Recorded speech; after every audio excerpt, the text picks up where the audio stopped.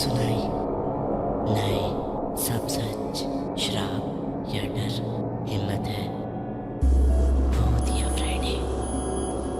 क्या कभी आपके साथ ऐसा हुआ है कि आप किसी सुनसान सड़क या वीरान जगह से गुजर रहे हों और अचानक हवा में आपको खुशबू आने लगे, या फिर दूर अंधेरे में कहीं ढोल बजने या गाने की आवाज सुनाई दे। हम अक्सर सोचते हैं कि शायद कोई जश्न मना रहा है और ये सोच हम उस आवाज को अनसुना कर देते हैं।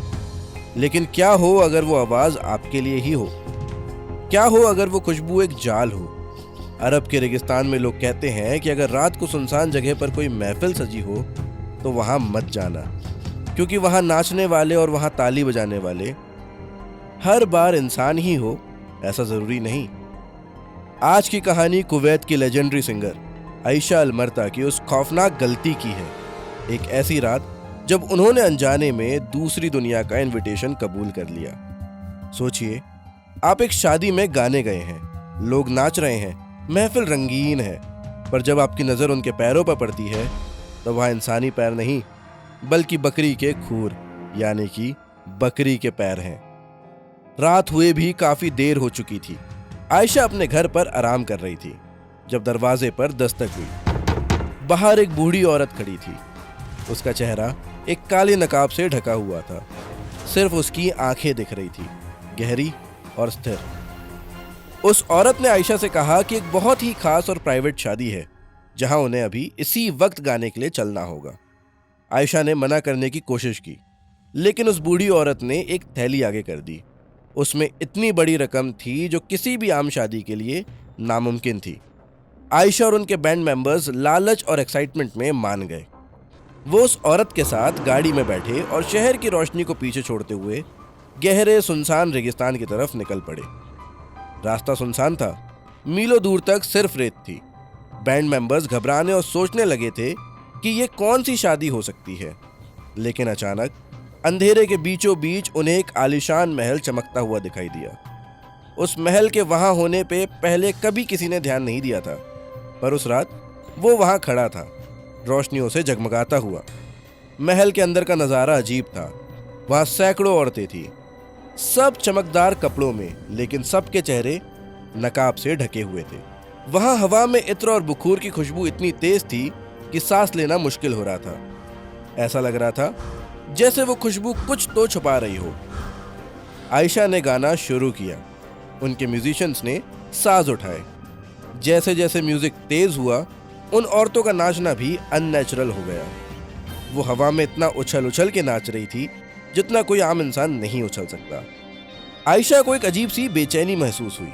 उन्होंने नोटिस किया कि उनके ड्रमर्स के चेहरे पर पसीना है और वो डरे हुए हैं। और उनके एक म्यूजिशियन ने बोला, आयशा, ढोल की आवाज सुनो। ये चमड़े की आवाज नहीं है। ऐसा लग रहा है कि हम किसी खाल को पीट रहे हैं। आयशा ने उनकी बात अनसुनी कर दी और वो गाती रही। महफिल अपने उरूज पर थी। एक डांसर घूमते हुए आयशा के बिल्कुल करीब आ गई। नाच की तेजी में उसका लंबा गाउन जमीन से थोड़ा ऊपर उठा और तब आयशा की नजर उसके पैरों पर पड़ी। वहां इंसानी पैर नहीं थे, वहां बकरी के खूर थे, काले, बालदार और सख्त। आयशा का गला सूख गया। उन्होंने डर के मारे ऊपर देखा। वो डांसर रुक गई थी। उसने अपना नकाब नहीं हटाया, लेकिन नकाब के पीछे से जो आंखें आयशा को घूर रही थी वो किसी इंसान की नहीं थी, वो किसी जानवर जैसी थी। आयशा समझ गई कि इंसानों की शादी नहीं है, ये जिन की महफिल थी। डर के मारे एक म्यूजिशियन वहां से उठा और गेट की तरफ भागा, पर वो गेट तक पहुंच पाता उससे पहले ही अपने आप वो जमीन पर बेहोश होकर गिर गया और वहीं तड़प के उसने अपनी जान छोड़ दी। आयशा के बाकी म्यूजिशियंस भी उसके पीछे भागने ही वाले थे, लेकिन आयशा ने उन्हें रोक दिया। उन्हें पता था अगर म्यूजिक रुका तो वो सब मारे जाएंगे। जन्नत को म्यूजिक पसंद आ रहा था और यही उनकी सुरक्षा थी। वो रात आयशा की जिंदगी की सबसे लंबी रात थी। वो रो रही थी, उनके हाथ कांप रहे थे, लेकिन उन्होंने गाना बंद नहीं किया। वो अपनी जान के लिए गा रही थी। उनके सामने वो साए नाच रहे थे और ये सब देख आयशा की दिल की धड़कन वहां के संगीत से भी ज्यादा तेज सुनाई दे रही थी। घंटों बीत गए, गले छिल गए और फिर आखिरकार खिड़की से एक हल्की सी रोशनी आई। जैसे ही सूरज की रोशनी पड़ी, महल हिलने लगा। सारी रोशनियां, सारे मेहमान, वो शोर, वो म्यूजिक, सब कुछ धुआं बनकर हवा में घुलने लगा।